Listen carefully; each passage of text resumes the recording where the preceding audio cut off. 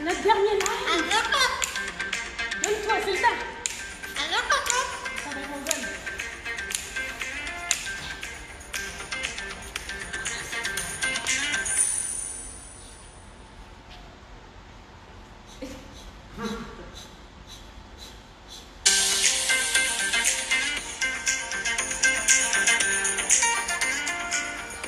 Derrière, je sais pas si vous l'entendez, mais il y a des petits bruits.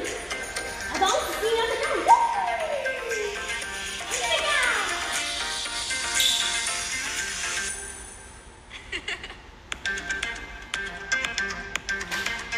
Un beat dans le fond, c'est incroyable.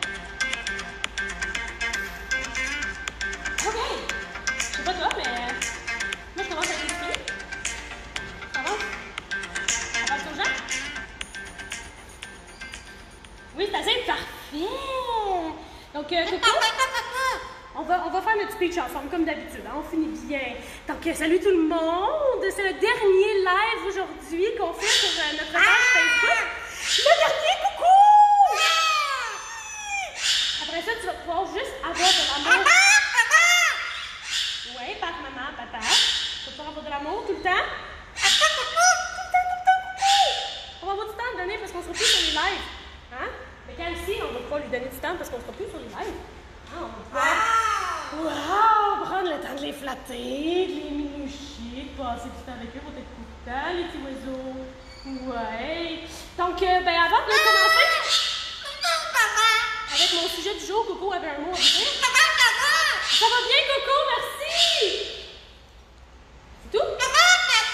Comment ça va? Je veux savoir, écrivez-le en commentaire. Ça va me faire plaisir de savoir comment vous allez. Il vous répondra pas. Posez pas la question en retour. C'est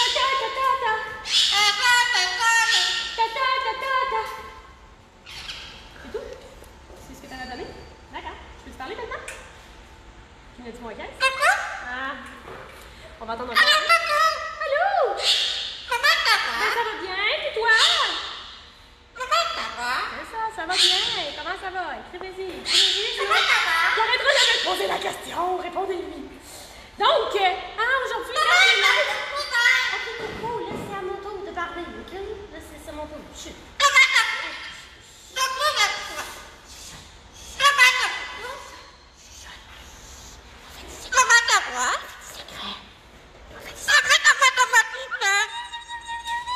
Donc, avant de commencer avec ma capsule sur les perruches, je tenais à remercier tout le monde qui a été avec nous, en fait, tout au long des semaines pendant la crise.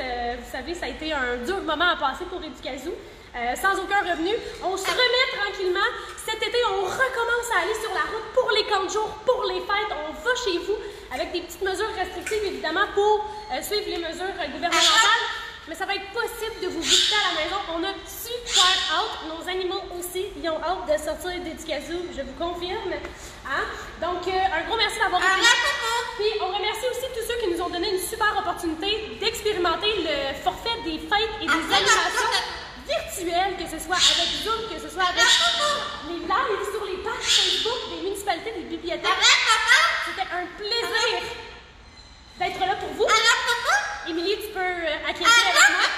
Ah, Émilie, qui est la caméra woman, qui faisait les zooms. Donc, elle a adoré faire les animations virtuelles. On n'arrête pas, cependant, si vous voulez booker des animations virtuelles pour rassembler votre famille qui est en France, en Europe, peu importe, ben appelez-nous, hein, on continue à en faire des activités. On a la paix, Coco Salade, yes! Ben, j'ai fini de parler. Fait que, voilà, Coco, est-ce que tu dis bye-bye aux gens? Non, bye-bye. Bye-bye! Bye! Bye-bye, Lo! Bye, Coco! Maman, non! Bye-bye! Bye-bye, Coco, bravo! OK, on tasse sur le côté, t'as ça, Coco? Bye-bye! OK, super! Donc, tout le monde, aujourd'hui, on fait une super présentation sur les perruches. Donc, au cours des semaines, je vous ai présenté différents types de perroquets, différents types d'oiseaux tout court. Eh bien, aujourd'hui, je réserve ça à mes amis. Donc, Rebecca, qui est tellement contente d'être avec vous aujourd'hui. Donc, Rebecca, la perruche Alexandre, qu'on appelle. Donc, une perruche très extravertie, tout en étant très calme et criarde. Hein, vous avez entendu un peu tantôt comment elle crie, pas très agréable quand elle se décide qu'elle a le piton collé, mais c'est une agréable perruche à avoir à la maison. Et j'ai mon ami Charlie ici qui est un petit peu plus low profile, si on veut. Charlie qui est la perruche de Baraba, qu'on appelle également un perroquet superbe, parce que ben on a juste à le regarder, puis il est donc beau ce perroquet. En fait, c'est pas un perroquet, c'est une perruche, elle est donc belle cette perruche. Donc, de magnifiques couleurs. Là, Becca, tu veux ajouter ton petit grain de sel? Est-ce que tu le trouves beau, Charlie? Tu sais que Charlie a déjà une blonde, hein? C'est pas toi! Ce qui est spécial avec Rebecca et Charlie, c'est que les deux se connaissaient avant d'arriver chez Educasio. Ben oui, en fait, c'est la même madame à la base qui avait ces deux oiseaux-là chez elle. Et ben, il y a un monsieur, Juan, qui est le papa de Becca, qui vient la voir quand même assez régulièrement parce qu'il aime donc bien cette perruche-là. Puis il voulait tant l'adopter. Donc quand la madame elle a décidé qu'elle ne voulait plus, ne pouvait plus l'avoir à la maison, ben, c'est Juan qui l'a adopté. Hein? Et vous entendez ce fameux cri qu'elle fait, ce petit cri strident. Ben, c'est la raison pour laquelle Becca elle est rendue ici chez Educasio. Parce que ben, Juan il habite dans un appartement à Montréal et les voisins se sont plaints. Hein, donc, parce que les perruches, comme les perroquets, ce sont des animaux qui font de grands cris, de grands bruits, et ça peut être dérangeant, surtout quand les murs d'un appartement sont faits en petit papier. Hein, on entend tout ce qui se passe chez les voisins. Ben, c'est la raison pour laquelle Rebecca s'est ramassée chez Educasio, mais son papa vient régulièrement la voir, il la gâte, il lui amène tout le temps des petites gâteries à manger. Elle est super contente toujours de le voir. Hein, elle va le reconnaître parce que, bon, elle était tout le temps, en fait, sur lui. Charlie, ben, c'est cette madame-là qui s'est rendue compte qu'elle avait un petit peu trop d'oiseaux chez elle. Donc, elle a décidé de nous confier son beau Charlie parce qu'elle savait qu'on en prendrait bien soin. Donc, quand ils sont arrivés, chacun à leur tour chez Educasio, ben, les retrouvailles, ça a été assez facile hein, dans leur cas. Ils se connaissaient déjà. Donc, c'était super efficace. Et là, je ne voulais pas mentionner, mais comme vous savez, hein, écrivez vos questions en commentaire, ça va me faire super plaisir d'y répondre. J'ai Émilie ou Mélanie qui va répondre à vos questions. Aujourd'hui, on n'aura pas de problème technique. Hein? Les commentaires, on va les lire en live. Donc, Becca, Charlie, ce sont des perruches, comme je vous l'ai mentionné. La perruche Alexandre a une longévité qui est un petit peu plus grande que celle de la perruche de Baraba. Donc, elle va atteindre là, un 25-40 ans assez facilement. Donc, on s'entend qu'en captivité, 40 ans, c'est assez long. Disons que moi, je décide d'adopter Becca aujourd'hui, ben, je l'ai au moins jusqu'à mes 70 ans, facilement. Hein, donc, je vais être une retraitée quand Becca va partir au ciel. Pour ce qui est de la perruche de Baraba, ben, ça va vivre environ 25 ans. Donc, ça vit un petit peu moins longtemps, mais c'est quand même un très long contrat de vie. Hein. Donc, ces deux oiseaux-là, qu'est-ce qu'ils vont manger dans la nature? Ben, généralement, si on regarde la forme de leur bec, hein, c'est un petit bec qui est crochu. Merci de nous montrer ton bec, ta langue. Charlie, juste pour vous mettre au courant, il n'aime pas ça, les doigts. Hein? Lui, s'il veut monter sur nous, ben c'est sur le bras, toujours, toujours. Si on essaie de le faire monter sur nos doigts, c'est sûr qu'il les croque. Donc, on voit bien son petit bec crochu qui va servir à écailler les graines qu'il va manger dans la nature. Donc, chez Educasio, on va leur donner une sorte de moulée particulière. Donc, le type de moulée qu'on va donner, c'est ça ici. Hein? C'est une petite moulée en forme de petites graines, tout simplement. Donc ça, c'est leur nourriture principale. C'est vraiment ce qu'ils vont manger à tous les jours en grande quantité. En fait, ils l'ont à volonté. C'est une moulée qui est très, très bonne pour eux. Là. Ça contient vraiment tous les petits éléments nutritifs dont ils ont besoin. Rebecca, comme c'est une grande perruche, elle a aussi droit aux grandes granules. C'est exactement la même chose, mais avec une forme qui est différente. Et pourquoi Rebecca, elle peut avoir ces grandes granules-là? Ben, c'est bien simple. Tu vois, Rebecca? C'est que mon amie Rebecca, savez-tu? Je vais vous montrer avec autre chose. Mon amie Rebecca, en fait, elle fait quelque chose que les perruches ne font généralement pas. Et c'est ce qui nous permet de faire la différence, généralement, entre les perruches et les perroquets. C'est que les perroquets vont se servir de leurs pattes pour tenir la nourriture. Les perruches sont trop malhabiles. Tu veux-tu manger une peanut? Je chiale tout le temps pour aller en chercher le matin. Puis là, tu voudrais pas la prendre? Si je la laisse dans le pot, t'as veux-tu? Non? On va essayer quelque chose, on va la mettre sur un plus petit perchoir. C'est pas juste le fait d'être à plat sur le sol, ça les perturbe un peu. C'est une pinette. Ah non, Becca, elle n'a pas envie de prendre des pinottes, c'est pas grave. Hein? C'est vraiment pas très grave. La raison pour laquelle elle a des grandes granules comme ça, c'est qu'elle a la particularité d'être capable de tenir les granules avec ses pattes pour les manger. Donc, c'est beaucoup plus facile. Les perruches, comme ils ne peuvent pas le faire, il faut qu'ils prennent des trucs qui sont tout petits, qui rentrent facilement dans leur bouche. Becca, je te laisse ça là. Okay. Je pense qu'on a une première question. Allons-y. On a Vicky. En fait, non, c'est Océane. Elle aimerait savoir si les perruches parlent. Les perruches, est-ce qu'elles parlent? Très bonne question, Océane. En fait, certaines perruches peuvent apprendre à parler. Si on prend par exemple Rebecca, elle peut facilement apprendre à parler, à dire, 15 à 20 mots différents. Charlie, il parle un petit peu aussi. C'est un petit peu plus subtil. Disons qu'il faut vraiment écouter comme il faut là, pour l'entendre parler. Mais par exemple, il dit « Hello Charlie ». Mais c'est pas super clair. Hein? Il a vraiment une voix qui est particulière. Il faut vraiment porter attention pour pouvoir l'entendre. Mais oui, effectivement, les perruches peuvent parler. Tu veux une framboise, Becca? Oh! Vous pouvez regarder, Becca, elle utilise sa langue pour aller goûter. Donc, c'est vraiment très drôle. Puis regardez aussi au niveau de sa pupille. C'est vraiment fascinant, les perruches. On le voit très, très bien chez Rebecca. Ils vont vraiment faire comme des zooms. Ils vont dilater, puis faire de la construction de leur pupille pour aller, justement, faire le focus là, sur un objet qui est plus près ou plus loin d'eux. C'est vraiment fascinant parce qu'on le voit vraiment très bien. Fait que des fois, on a l'impression que Becca nous regarde puis elle a envie de nous tuer, elle a des poignards dans les yeux, mais c'est pas tout à fait ça. C'est juste qu'elle fait le focus sur notre face. Une autre question. On a Marianne. Elle aimerait savoir qui sont leurs prédateurs. Qui sont leurs prédateurs? En fait, les perruches de Baraban, les perruches Alexandre, grosso modo, même type de prédateurs. Donc, on parle des plus gros reptiles qu'eux, évidemment. Hein? Donc, un petit lézard ne les mangerait pas, mais un très gros lézard, un gros serpent, ça pourrait les manger. On parle également des mammifères. Donc, tout ce qui est gros mammifères carnivores, là, ça pourrait effectivement les manger aussi. Une chose, par exemple, c'est que les perruches vont vivre généralement en groupe. Hein? Ce sont des animaux qui sont grégaires. Charlie, ma petite perruche de Baraban là-bas, on va essayer de lui donner un petit peu de framboise, parce que sinon c'est pas bien juste si c'est juste Rebecca qui en a. Croque pas mes doigts, c'est un gage d'amitié. T'en veux pas? Oh!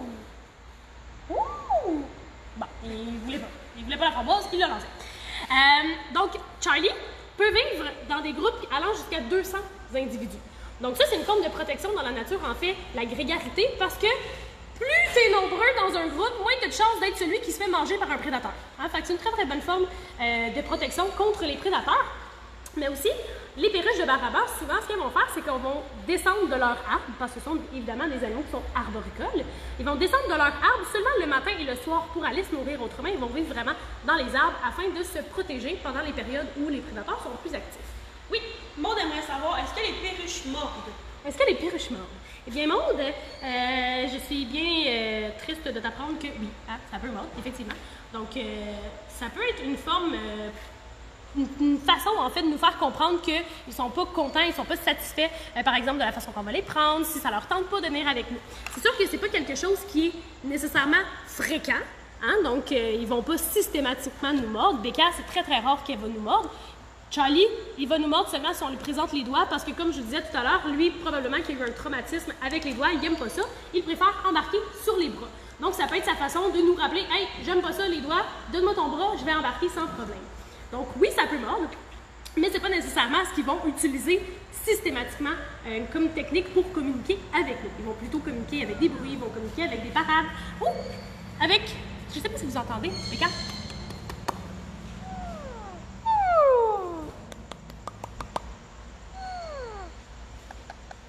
Voilà. Fait que Becca, elle fait ce genre de petits bruits-là. C'est ces deux bruits les plus communs. Les comme si elle analysait un peu tout ce qu'on dit. Hein, Becca, est-ce que tu es belle aujourd'hui? Elle analyse, elle sait pas trop. Mais oui, tu es belle aujourd'hui. Pourquoi je lui demande si elle est jolie? En fait, c'est qu'il y a des périodes dans la vie où les oiseaux sont un peu moins beaux que d'habitude. Ces périodes-là, ça s'appelle la mue, tout simplement. Donc, à peu près 2 fois par année, les oiseaux vont changer leurs plumes. Hein, ils vont avoir une allure un peu négligée, si on veut, un peu comme s'ils s'étaient réveillés le matin et qu'ils ne s'étaient pas coiffés du tout. Souvent, on va voir des petits morceaux là, de... là, il n'en a pas, évidemment, mais on verrait normalement sur leur tête des petits bouts un petit peu plus raides, hein, c'est ça, les plumes qui vont repousser. Et souvent, les perruches, vous remarquez qu'elles ont une très, très longue queue, comme ça. Donc ça, c'est les plumes qu'elles vont généralement perdre en premier lorsqu'elles arrivent en période de mue. Ils vont perdre leur grande queue, donc ça leur donne une allure un petit peu plus spéciale. Donc, on voit, nous, on les récupère, les plumes, parce qu'on trouve ça sympathique. Une chose que Becca, elle aime beaucoup faire, c'est ce qu'elle vient de vous montrer avec son bec. Hein? Donc, elle va prendre ses plumes et elle va les lisser. En fait, Charlie aussi va faire ça. Sauf que Becca, quand on l'a sur notre épaule, ben, elle fait ça aussi avec nos cheveux. Donc, elle prend nos cheveux dans sa bouche et elle s'amuse à les lisser bien comme il faut, hein, pour être sûr qu'on a des beaux cheveux et qu'on est à notre avantage. Hein? Parce que ça, c'est important, être beau quand on est une perruche. Hein? Plein de petits bruits spéciaux. Plein de petits bruits spéciaux. On a aussi, évidemment, les belles plumes de mon ami Charlie. Hein, donc, les plumes de la queue qui sont bien colorées. Et là, j'imagine que vous vous demandez peut-être comment on fait pour savoir si on a affaire à une perruche mâle ou une perruche femelle. Eh bien, ça dépend évidemment des perruches. Donc, mon ami Becca ici qui danse. Ouais! Party! Party!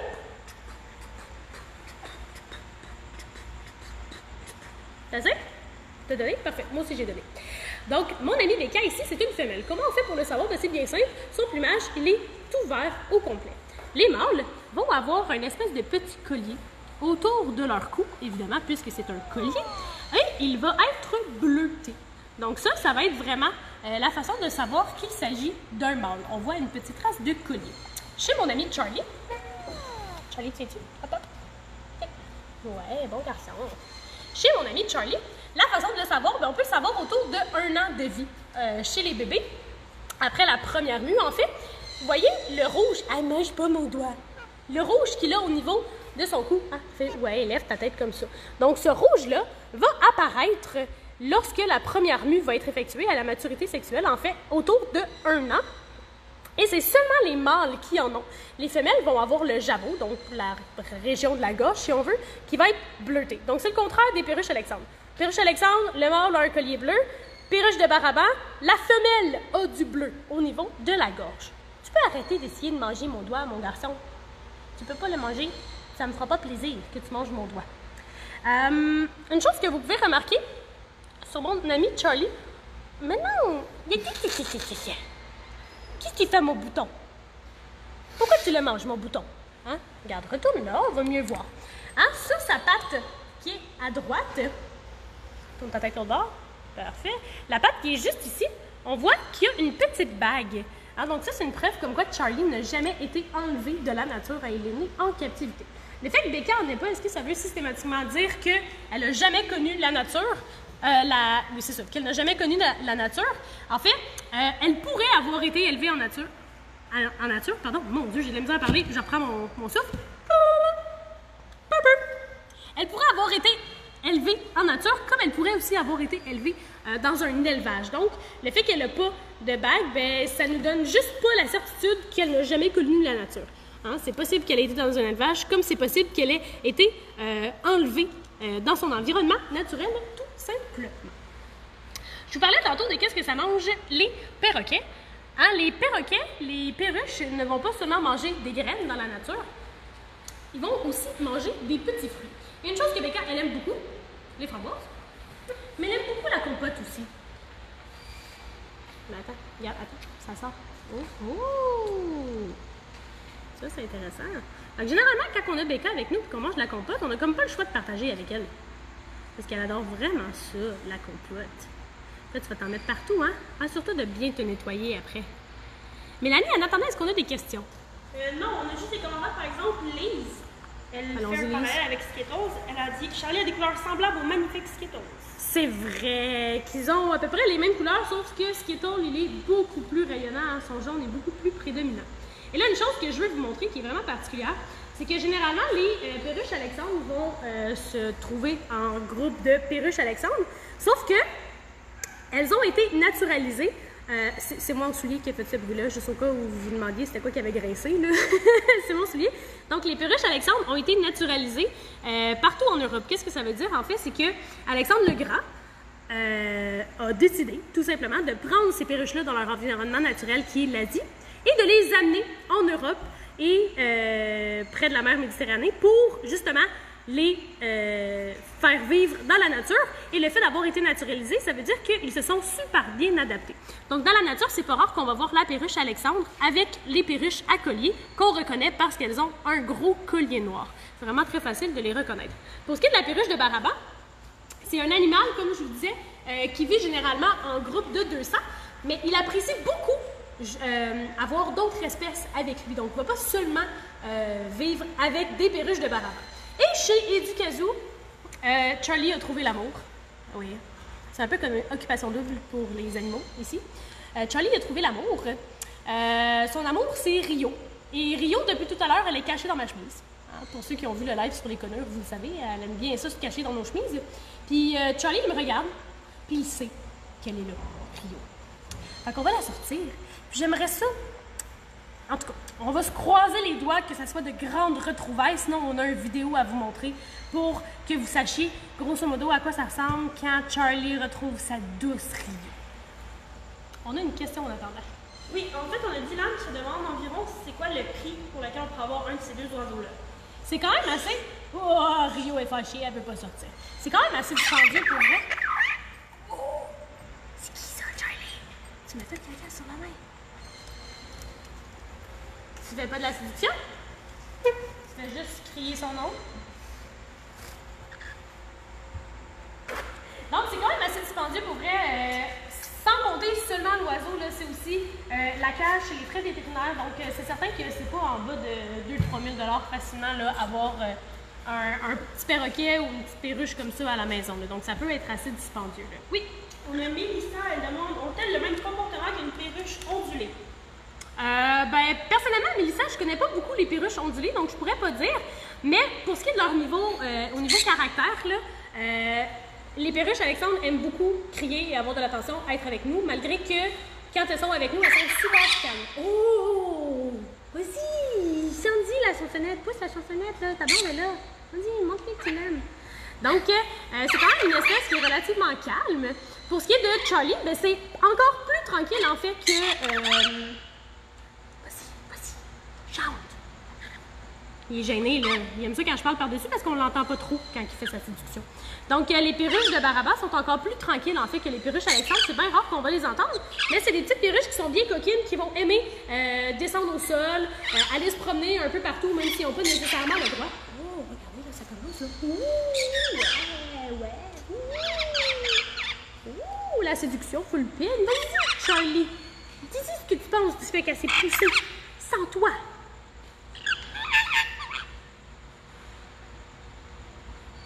C'est tout? Ah, ça t'a inspiré une petite crotte? Correct. Donc, est-ce que... Oh, je veux ramasser le caca sur le plancher. Il n'est pas content parce qu'il pense que je vais interférer dans sa relation avec Rio. Hein? Est-ce que vous croyez que Rio et Charlie... ouais, c'est ça. Rio et Charlie pourraient éventuellement faire des bébés ensemble? Eh bien non, hein, parce que c'est tout simplement deux espèces totalement différentes, donc probablement que ça serait même pas compatible. Mais ça les empêche pas de s'aimer. Hein? Ils s'aiment vraiment fort. Rio, des fois, elle aime ça avoir des breaks avec Charlie. Il est très possessif. Hein? Quand ils sont à côté, là, il faut pas toucher Rio. Parce que Charlie, il aime ça, Rio.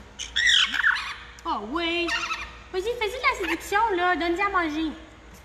Hein? Donc, quand ils vont se retrouver en couple, ça va arriver parfois que les perruches de Baraba dans la nature vont vivre en couple plutôt que de vivre dans des grands groupes. Et quand ils vont vivre en couple, c'est pas rare en fait que le mâle, il va nourrir la femelle. C'est souvent ça chez les oiseaux.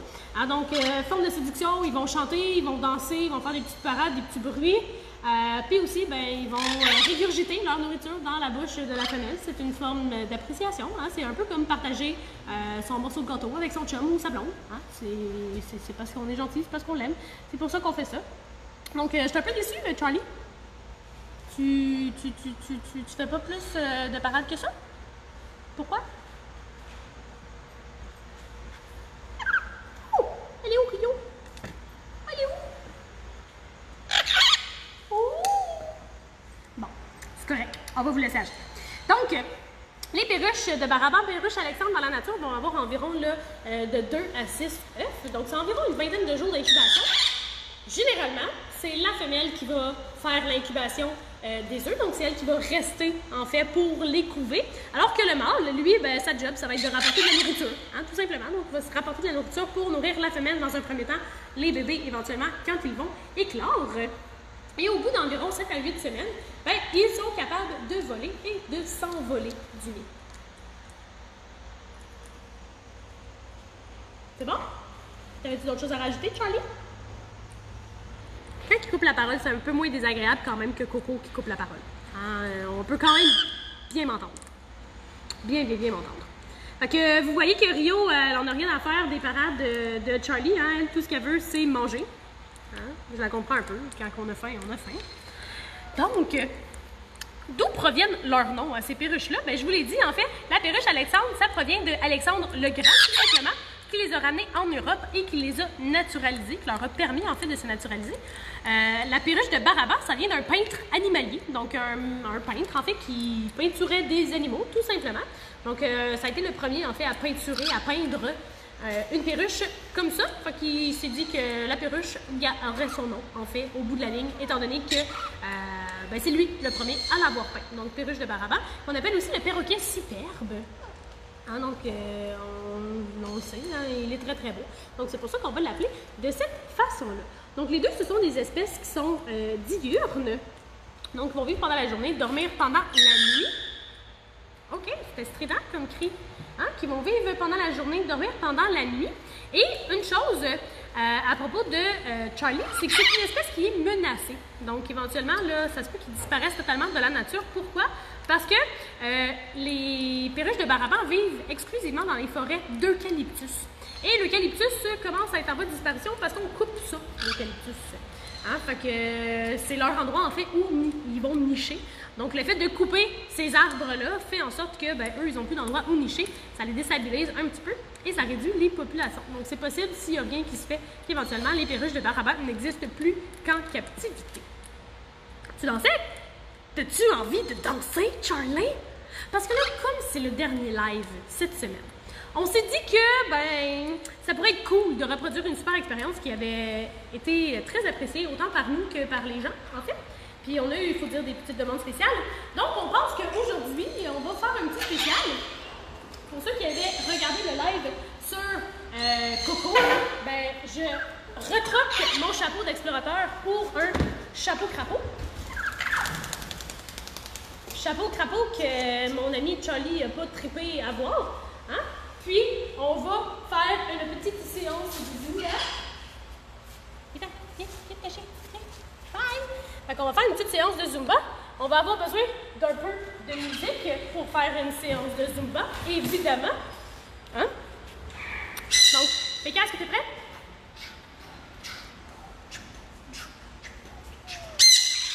Ah, je vais avoir une autre amie avec un chapeau crapaud comme moi. Ça, c'est cool. Quasiment pas besoin de musique, moi. Je peux peser sur play pour entendre la musique. Non. Donc, on fait un changement de caméra woman. Et là, tu peux peut-être te reculer un peu pour qu'on se laisse une bonne distanciation sociale. Hein?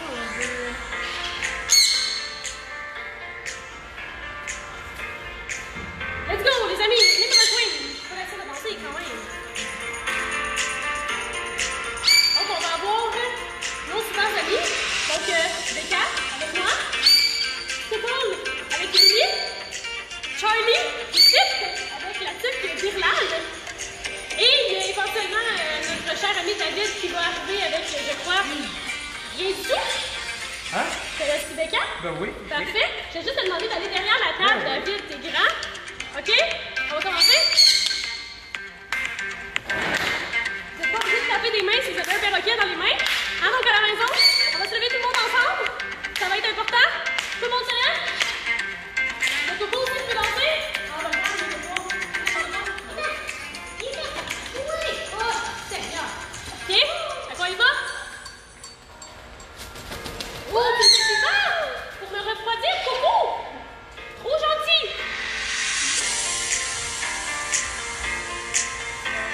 Oui, Coco, il est dedans, là! C'est lui qui me donne la swing!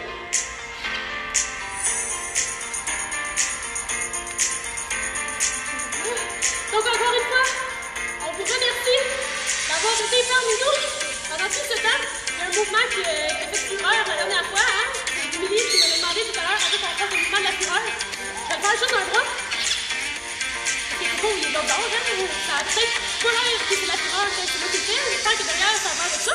Ça a tout l'air de ça, de faire la même. Je vais tellement avoir sa face. Hein?